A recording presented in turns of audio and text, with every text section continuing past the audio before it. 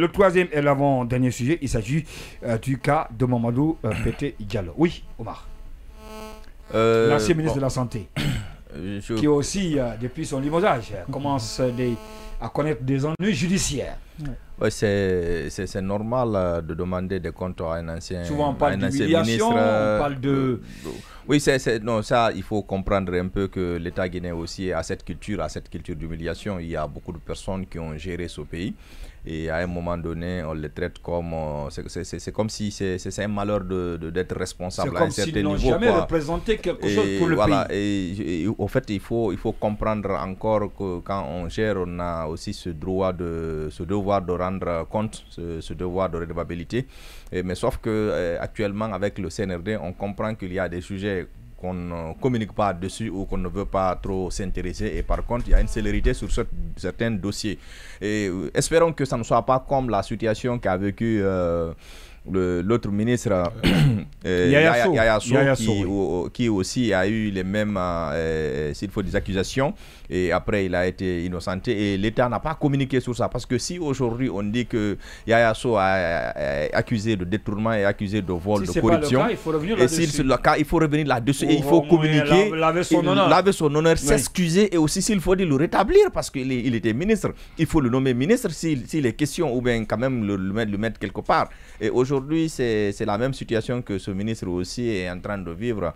Et je crois que la manière de faire, parce qu'on dit qu'il y a des poursuites contre lui, il y a des enquêtes. On apprend la dernière fois qu'il y a celle qui est responsable, chef de cabinet, sa chef de cabinet qui est venu à la maison, déposer des bagages chez lui. Il y a une incohérence là-dessus, parce que quand quelqu'un est accusé, effectivement, quand quelqu'un est accusé d'un vol jusqu'à un certain niveau, on ne peut pas se permettre d'amener des bagages de la personne à domicile. Et l'épouse de Pété a refusé de recevoir des bagages. Oui, parce que c'est incohérent. Quand on accuse votre mari d'être responsable d'un cas de vol et de détournement, on ne peut pas prendre ses bagages, parce qu'on ne sait pas si c'est des scellés ou bien si ça concerne des documents dedans. Et après, on va dire qu'il faut aller regarder dans la maison et qu'on va trouver ces genres de choses. Je crois que la justice guinéenne, elle a beaucoup à nous prouver. Le CNRD nous a dit que c'est la boussole, mais est-ce que c'est la boussole qui oriente vers le droit chemin, ou c'est la boussole qui nous oriente vers le mauvais chemin? C'est tout normal qu'on demande des comptes à un responsable, mais il faut aller au-delà de ça, parce qu'il y a eu des dénonciations aussi au niveau du ministère des Mines, où on parle aussi de corruption, 2 millions de dollars, hein, de 2 millions de dollars. Demandé à CIMAF. Et là, rien. Effectivement, on transforme ça par don, pour dire qu'ils ont demandé une matière qui n'était pas trop importante, mais par contre, si on a compris qu'il fallait utiliser cette matière, il faut demander en contrepartie de nous faire un don de 2 millions de dollars, et l'État n'a pas communiqué sur ça, et personne ne veut parler de ça aussi. Et je crois bien, pour éviter ce un poids deux mesures, c'est de fouiller, c'est de communiquer là-dessus. Aujourd'hui, le ministre, il est dans cette situation, et je crois bien, comme les gens ont tendance souvent à dire que c'est un fonctionnaire international, il devrait ceci, il devrait cela. Tout être humain mérite respect et considération. S'il a géré, il faut qu'il fasse, et s'il faut le bilan de sa situation. Vous avez vu tout récemment, on a demandé maintenant aux ministres de justifier leur budget durant leur mandat, depuis qu'ils sont là, durant le temps qu'ils ont géré. Mais au-delà de cette gestion, il y a beaucoup de choses qu'on ne communique pas. Et il y a eu une commission qui était chargée, que je parlais tout récemment là, de bilan ou du rapport qui a été effectué avec l'IG sur les détournements. On n'a pas responsabilisé ces personnes-là. Et si vous laissez ce dossier qui est plus ancien, qui est plus vieux, et vous attaquez avec une célérité sur un autre dossier, ça pose des interrogations. On nous a dit qu'il y a des diplômes fictifs, il y a des gens qui sont nommés, qui ont menti sur leur CV. Et vous avez ce dossier-là, et vous retardez ce dossier-là. Vous accélérez sur certains dossiers, ça pose énormément d'interrogations dans la manière d'agir de la justice. Sinon, comme je le disais tantôt, c'est normal qu'un ministre soit redevable, qu'un ministre puisse faire compte. Il faut le faire avec les principes. Et surtout, avec les règles de l'art. Voilà, sur un poids deux mesures, ça devient très compliqué. Oui, Zouma Ligui, sur la question, Mamadou Pété Diallo. Quand même, avoir le ministre, quand il était en fonction, c'est mon point de vue, je pouvais tout croire de lui, sauf ce de quoi il est accusé. Franchement, quand j'ai appris... En tout cas, physiquement, à le voir, c'est-à-dire la confiance qu'il avait... En tout cas, à le voir, à le lire, vous avez l'impression que vous avez affaire avec quelqu'un qui est vraiment... Le modèle de cadre. Hein? Ouais, voilà. Le modèle de cadre. Ouais. En tout cas, à le lire, hein? À le voir, à le lire, je ne sais pas. Comme je pour dire que l'apparence est souvent trompeuse. Voilà, je disais que son allure...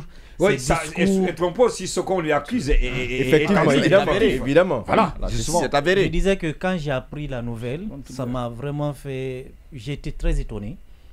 L'homme qu'il était quand il était ministre de la Santé, à voir quand même ce qui se passe en matière de santé, on ne peut pas dire qu'il n'a rien fait. Il faut reconnaître, depuis la rénovation de l'hôpital d'Onka jusqu'à l'extension de certains hôpitaux à l'intérieur, pour moi, il a posé des actes. La mise en place des centres d'hémodialyse. N'est-ce pas? Notamment à Matoto. Peut-être. Vous parlez de laver son honneur, de laver son image.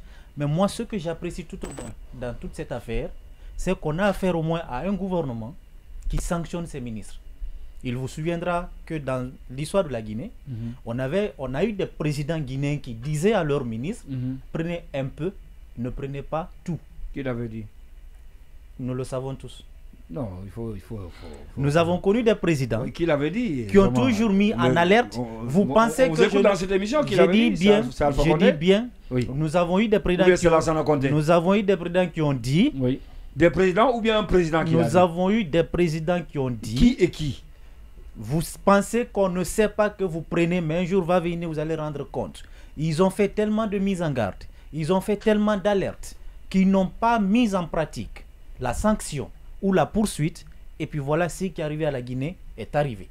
Mais avec le CNRD au moins, même les ministres en qui on a véritablement confiance ne sont pas épargnés, s'il faut dire, du bâton de contrôle qui sévit sur la tête de tous ceux et de toutes celles qui sont au jeu de ce gouvernement. Moi, il faut qu'on arrête un peu de dramatiser. Toute personne peut se retrouver dans la même situation que Pété. Diriger n'est pas mal, mais c'est mal géré qui est un crime. Si Pété ne s'accuse de rien, mais il va le prouver à la justice. Il sera blanchi. Mais depuis son limogeage, on fait comme si le ciel va tomber sur la Guinée. Mais il était aux affaires. S'il est accusé de quelque chose, il suffit tout simplement.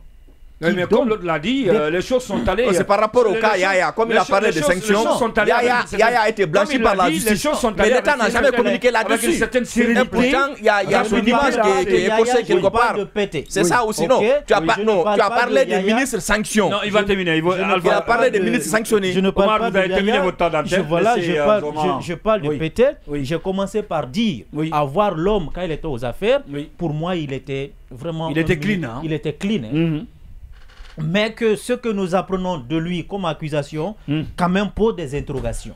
Mais c'est aussi simple que ça. N'importe qui, c'est-à-dire occupant un poste de responsabilité dans son pays, doit rendre compte. Alors pour moi, ce n'est pas un crime de limoger quelqu'un pour qu'il rende compte de sa gestion. Maintenant, quand il va rendre compte de sa gestion et qu'il ressort déjà blanchi, mais rien n'empêche qu'on lave son honneur et son image.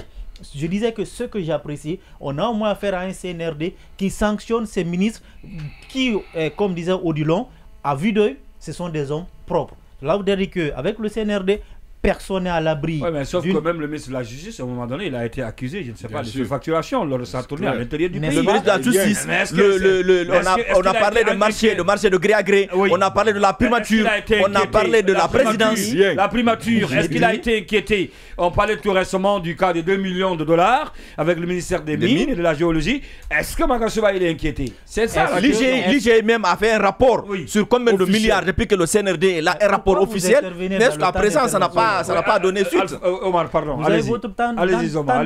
Je voulais laisser parler. Revenez. Je suis le seul qui a le droit de le faire. Voilà, c'est vous qui avez. Mais est-ce que le pouvoir du CNRD est fini? Qui vous dit que demain, regardez, c'est pas ce que Mbone disait tout à l'heure, que les accusations de Charles Wright contre le professeur Alpha Condé, c'est comme si c'est Charles Wright qui cherche à se protéger contre son incapacité. Qui vous dit que demain, le CNRD ne dira pas à Charles Wright, on ne va pas limoger Charles Wright afin qu'il s'explique. Pour moi, tant que le CNRD continue, tous les ministres qui sont de ce gouvernement ne sont pas à l'abri d'une sanction. Alors si c'est le cas de Pété, parlons de lui et qu'il se défend devant les juridictions. S'il n'est pas responsable, Mais c'est fini là. Il va être restitué dans ses droits. Ou bien la Guinée, l'opinion nationale saura qu'il a été limogé à tort. Mais s'il est reconnu, ou bien si toutes les charges retenues contre lui s'avèrent vraies, alors le CNRD n'aurait pas eu tort de le limoger. Mais quand même, une fois de plus encore, je préfère un gouvernement qui sanctionne qu'un gouvernement qui alerte, ou qu'un gouvernement qui supplie même de ne pas tout prendre, mais de prendre un peu, ou bien un gouvernement qui encourage la corruption. Alors pour moi, ce n'est pas la fin du monde. Pétain, tout ce qu'il doit faire, c'est de montrer son innocence. Et je me dis que la justice guinéenne est très mature. Oui, Tcherno Amadou Moné Camara, sur la situation de Pétain. Mamadou Pétain Diallo, ancien ministre de la Santé et de l'Hygiène publique. Oui, je pense que d'abord, il faut marquer d'un trait rouge l'obligation de respecter le principe la présomption d'innocence. Je suis d'accord que quand on a sanctionné un ministre et que la raison évoquée, c'est le détournement des deniers publics, ça mérite d'être salué parce que ça pourrait, dans une certaine mesure, donner l'impression qu'on lutte contre la corruption. Mais après, il faut interroger les faits. Et je pense que j'aurais applaudi cette situation si ça s'était passé, si elle s'était passée autrement et que la même chose, le même sort qui a été réservé à Pétain l'avait été pour d'autres. Et vous voyez bien que vous rappelez ici des cas illustratifs, le cas même du Premier ministre lui-même.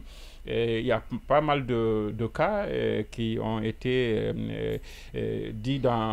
expliqués dans la presse où il était mouillé jusqu'au cou dans des présomptions, dans des affaires en tout cas qui sont louches par rapport à la rénovation de la résidence du Premier ministre, par rapport à des marchés, la concussion, parce que dans les accusations contre le ministre Pétain, il y a aussi la concussion, c'est-à-dire qu'il aurait joué contre les intérêts de l'État. On a dit la même chose ici sur le Premier ministre lui-même, Bernard Gomou.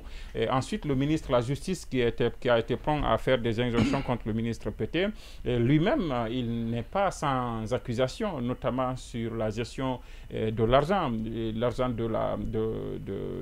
du procès des événements du 28 septembre, les contrats au niveau de la maison centrale et beaucoup d'autres, et ça a tourné à l'intérieur du pays, ça fait bruit. Mais tout ceci, le ministre Gawal lui-même, porte-parole du gouvernement, qui était dans des histoires de gré à gré exagérées ici. Mais tous ces gens-là ont eu la chance de pouvoir se défendre dans la presse et de ne pas être suspendus, de ne pas être limogés, de ne pas faire l'objet de poursuites d'injonctions. Ça a été le cas. Alors que le président Mamadi Doumbouya avait dit que face à la corruption, il n'a pas d'amis. Et donc, c'est d'ailleurs quand on a accusé le ministre Gawal, comme pour narguer la population, le président en allant aux Nations Unies, il est parti avec lui, il s'est affiché avec lui. Et les jours, les semaines qui ont suivi, chaque fois que le ministre Gawal a pu avoir une photo avec le président, il s'est précipité à la mettre sur Facebook, comme pour narguer le reste de la population. Et donc, comme pour dire que son véritable parrain, c'est le président de la transition. Maintenant, pour le ministre Pétain, je ne crois pas que ces histoires qu'on peut découvrir ou redécouvrir dans les injonctions qui sont données par le ministre Sarwet soient la véritable raison de son départ. Et parce que vous voyez bien que après la scène qui a suivi, il a été empêché, selon son avocat, il a été séquestré à la primature. Ce sont des dits de son avocat qui ont été confirmés par d'autres sources. Il a été séquestré à la primature, il a été empêché de participer à la passation de service. On a vu le Premier ministre s'inviter à la cérémonie de prise de fonction de son président. On a comme une sorte de victoire, on l'a dit suffisamment dans nos éditions et dans nos numéros passés, il y a comme une sorte de célébration qui a eu lieu. On ne souhaitait pas la bienvenue forcément aux nouveaux venus, mais on célébrait le départ de quelqu'un. Et vous voyez bien que dans les accusations, même dans les injonctions de Charlotte, il y a certaines affaires où le ministre Pétain était aux prises avec qui? Avec le Premier ministre, chef du gouvernement. Et donc, après, quelqu'un l'a rappelé, le comportement de la chef de cabinet qui s'invite à son domicile le soir. Et tout ça a été concocté pour, une fois encore, l'humilier. Sinon, la révocation, sinon le limogeage aurait pu suffire. Le monsieur aurait eu le temps d'aller faire la passation de service. Les jours qui suivent, il aurait pu suivre la procédure judiciaire qui est ouverte à son encontre. Maintenant, il faut quand même rappeler des précédents. Des précédents, c'est par exemple le cas de M. Cissé, directeur de la Caisse nationale de prévoyance sociale, qui a été aussi enlevé et il avait crié à l'époque au complot, personne ne l'a écouté. Il allait devant la justice courageusement et il a été blanchi. Le cas du ministre Yaya Sow, ça a été la même chose. Il a crié au complot, personne ne l'a écouté. Ce qui s'est passé à la CRIEF après, c'est qu'il y a eu, je pense, je ne sais pas si c'est un non-lieu ou quoi, mais en tout cas, il a été comme blanchi. Après lui, il y a d'autres exemples qu'on pourrait citer, beaucoup d'autres exemples comme ça. Et le directeur de la DDG, dont on ne connaît pas le sort aujourd'hui, qui est aussi parti, et beaucoup d'autres cas de DDG. Mais pour terminer, ce que je crains, c'est que tout ça ne soit en fait l'illustration d'une guerre de clans autour du président et que le président soit finalement incapable de trancher. Parce que vous savez que ça arrive au président parfois. Ça arrive parfois au président d'avoir autour d'eux des guerres de clans. Parfois, ils sont même impuissants face à ces guerres de clans-là. Et il y a des clans qui réussissent parfois à les manipuler, malheureusement. Ça peut arriver. Je ne dis pas que c'est le cas forcément du colonel Mamadi Doumbouya, mais ça me donne l'impression de cela. Sinon, quelqu'un qu'on a écouté le 5 septembre 2021 et qui a dit dans ses discours qu'il n'a pas d'amis pour la lutte contre la corruption, il n'y aura pas de chasse aux sorcières, ce serait difficile que quelqu'un comme ça puisse cautionner et qu'on traite quelqu'un qui a été le représentant de l'État à un tel niveau comme ministre de la Santé. Je pense que c'est des situations quand même qu'il faut déplorer. Et la lutte contre la corruption, ce n'est vraiment pas le fort de ce régime. Nous le savons, vous et moi.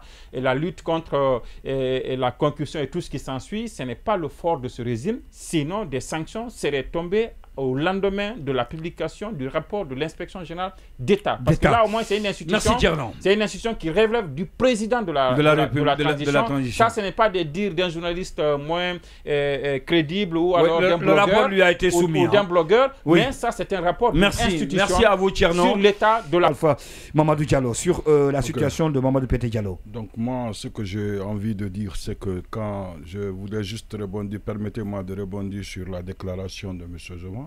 Quand il parle du CNRD, c'est comme s'il ne parle pas du CNRD. Le tablier de l'injustice... Son opinion à lui.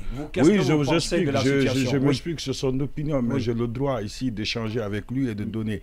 En réalité, il donne l'apparence que le CNRD qu'il décrit, ce n'est pas le CNRD qui est en République de Guinée, puisque l'échelle de l'injustice est à ce niveau très élevé. Aujourd'hui, c'est une injustice totale parce que regardez, Yaya Sow a été blanchi. Est-ce qu'il est redevenu ministre? Non. Il n'est pas redevenu ministre. Est-ce que même ça a été dit? Ça a été dit publiquement? Lui, il parlait de chef. Moi-même, il n'y a pas longtemps que j'ai appris ça. Ouais. C'est à l'occasion de ça que beaucoup ont appris qu'il a été blanchi. D'autres ne savaient même pas. Il continue à le garder dans l'image comme un voleur, un perturbateur de l'économie guinéenne. Le monsieur de l'EDG qu'on a fait quitter, dont on ne connaît pas le sort actuellement, le sort de l'EDG se dégrade de plus en plus. Ça veut dire qu'il est plus bon que celui qui est venu. Ça veut dire que c'est des guerres de clans qui sont en train de se mener et que vous allez... Il s'agit de Bangali Mati, non? Bon, oui, je comprenais. Donc aujourd'hui, les DG se portent très mal aujourd'hui puisqu'on a fait partir quelqu'un parce qu'il a engagé. Puisque vous savez, les réformes, ceux qui font des réformes ont des ennemis. Et aujourd'hui, tout le monde connaît que Pété a fait des réformes dans le secteur hospitalier, notamment à Donka, où tous les travailleurs se sont opposés à lui, puisque ces derniers voulaient transformer un espace public en un espace privé. Il leur a dit, attention, les prix sont officiels. Aujourd'hui, quand vous allez à Donka, vous payez un prix officiel. Donc c'est ce qui est normal, mais il y a des gens, tu viens voir un médecin à Donka, tu payes 15 000 à la porte, tu payes 10 millions pour l'opération, c'est lui qui encaisse l'argent. Aujourd'hui, ce n'est plus possible, mais quand vous faites des réformes, vous avez toujours des ennemis, et ça fait très mal. Aujourd'hui, tout ce qu'on dira après lui, puisque la passation, et si on s'en tient à ce que son avocat dit, il a été séquestré dans le bureau du Premier ministre. Mais c'est chaud. À la primature. Oui, un bureau à la primature. Et que le Premier ministre même s'invite à la passation. Mais c'est choquant qu'on l'empêche de participer à des passations de service. C'est très choquant pour un Premier ministre. Fasse croire à l'opinion que celui qui a... Parce que généralement, il n'y a pas passé sur les services lorsque la personne n'est pas là, pour un Premier ministre n'est pas là, ou encore il ne veut pas venir. Mais s'il est présent, il n'y a pas de souci. Pour un Premier ministre, on devait parler de passation au lieu d'installation. Pour un Premier ministre qui, avec arrogance, quand on lui a reproché d'avoir investi sur la maison de la primature, il s'en est même pris à la presse. Avec arrogance, ils ont rejeté. M. Gawal aussi, il a fait la même chose dans des marchés gré à gré, des marchés interdits qui violent régulièrement les codes de marché public, puisque c'est jusqu'à 500 millions. Pour des marchés de 6 milliards, de 30 milliards, de 160 milliards, ils font des marchés gré à gré. Ils ne sont pas inquiétés. Le rapport de l'IG, lui, il l'a rappelé, je ne reviens pas dessus. Et pourtant, c'était des responsables qui sont là. Personne n'a été inquiété. D'accord. Pourquoi on va inquiéter Pété? Oui. Moi, je pense que ce n'est pas important. Même si Pété fait la prison, moi, ce n'est pas le plus important. C'est son honneur. Je suis très choqué. Il a été humilié. Je suis choqué. Je suis très choqué. Oui, Odilon, sur la situation, avant qu'on parte avec le quatrième et dernier sujet, il s'agit de ces réseaux sociaux perturbés depuis quelques heures maintenant. Oui, depuis plus de 48 heures. Oui, sur la situation de Pété, Mamadou Pété Diallo, l'ancien ministre de la Santé et de l'Hygiène publique. Ce qui se passe avec le ministre Pété, pas Pété, mais Pété est déplorable. Mais j'avoue que lorsque vous avez accepté faire partir de la gestion de la chose publique, ben, écoutez, lorsque vous ne fassiez pas cette gestion avec l'éthique et la déontologie qui conviennent, forcément, vous répondez de vos actes. Encore, le plus important pour moi et pour, je pense, l'opinion majoritaire, est que les accusations qui sont portées contre l'ancien ministre de la Santé soient prouvées par la justice guinéenne. Et si, chemin faisant, eh bien, on ne trouve pas de preuves contre lui, eh bien, que son innocence soit reconnue publiquement. Parce qu'après, il y a une question de laver son honneur. Mais il y a dans ce communiqué du ministère de la Justice deux éléments. Un premier élément qui fait état des pratiques de corruption et concussion relatives à l'achat des éléments en rapport avec la césarienne, et également les vaccins contre la Covid, entre autres. Mais il y a un deuxième élément qui a un rapport également avec la concession de l'hôpital Donka. Mais sauf qu'il y a quand même, pour ce qui est de l'hôpital Donka, un contrat qui lie l'État guinéen au gestionnaire de l'hôpital. Donc, pour dire que il y a bel et bien contrat. Donc, je me dis que le ministère n'a pas fouillé avec la plus grande rigueur sur les informations qui lui ont été parvenues. Mais le plus important aujourd'hui pour moi est que, encore une fois de plus, quand on évalue un peu les faits qui sont reprochés à docteur, ce sont des questions de millions, et de milliards, j'allais dire, de milliards. La CRIEF a encore un nouveau dossier sur sa table. Il faut que les jours à venir, qu'on sache réellement est-ce que ce qu'on reproche à Dr Pété, c'est confirmé ou pas. En tout cas, ce sont des choses graves, parce que quand on nous parle de l'achat des vaccins périmés, c'est quand même grave ça. C'est très grave. Et pour finir, moi, j'ai eu à comparer quelques images de Dr Pété avec une première image dans laquelle il était assis dans le même fauteuil que le président Mamadi Doumbouya. Et aujourd'hui, c'est le monsieur qui est dans le pétrin. Donc, quand vous êtes sollicité dans la gestion de la chose publique, il faut le faire longuement. Si vous savez que vous n'avez pas cette éthique ou cette déontologie qui vous permettent de gérer la chose comme il se devrait, le mieux serait de dire merci. Le mieux serait de dire merci.